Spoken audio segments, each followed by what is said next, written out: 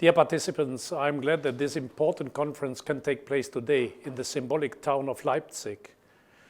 As one of your keenest supporters from the beginning, I am sorry I cannot be with you today.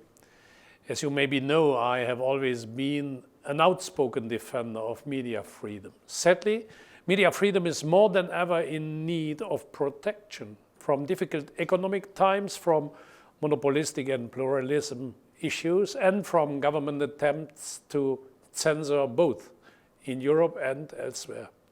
Freedom of expression and information is one of the most basic rights of the EU as enshrined in Article 11 of the Charter of Fundamental Rights. Press freedom is a precondition for the preservation of all other political liberties. Recent examples are testimony to this. Whether it is LuxLeaks, the Panama Papers, or the car emissions scandal, EU citizens would not have been aware of them without an independent European press. That's why the European Parliament is highly committed to scrutinizing and improving legislation regarding all aspects of media freedom.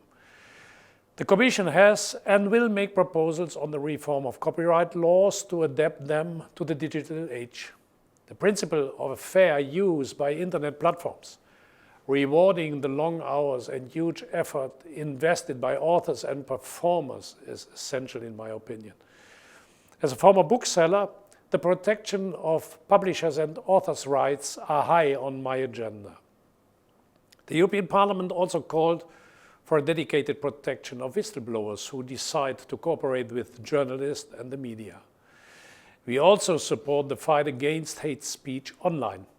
We know about the challenges brought by new media, which allow almost total freedom, but we are also fully aware that any legislation curtailing freedom of speech can be used in a distorted way by populists and extremists. Ladies and gentlemen, media freedom must be systematically taken on board in all bilateral relations and agreements which the EU makes with third countries. I personally deplore the serious backsliding over the past 2 years of freedom of expression in Turkey, which is now ranked 151st out of 180 countries in the latest World Press Freedom Index issued by Reporters Without Borders. Whilst advocating press freedom in our external actions, we must be intransigent in upholding the highest standards at home, always repudiating political control of the media sector, media monopolies, and all forms of intimidation against journalists. I read with care your report on press freedom following your conference in Wrocław last July. I can see you address those problems both from the content aspect and the format aspect. I would like to send to you all today an encouraging message of support. To all of you working to improve the freedom of the press, I wish you a fruitful day of exchanges in Leipzig today.